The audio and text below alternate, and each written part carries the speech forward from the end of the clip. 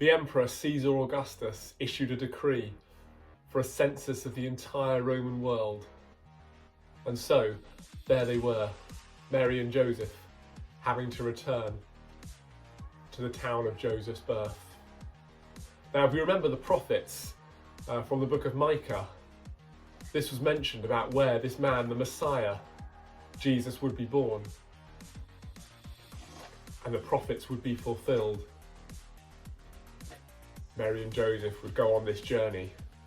Can you remember what the name of that town was?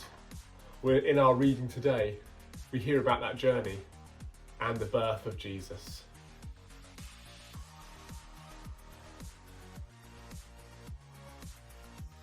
So Joseph also went from the town of Nazareth to Galilee, to Judea, to Bethlehem, the town of David. Because he belonged to the house and line of David.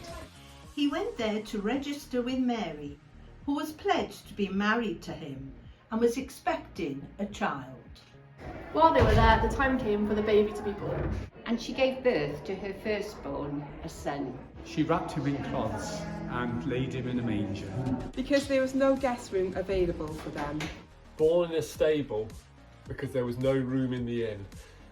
It was amazing how God provided at that right moment for them. On the journey, they had travelled all that way. The time for the baby to be born had come close and finally arrived, and Jesus had been born in a stable.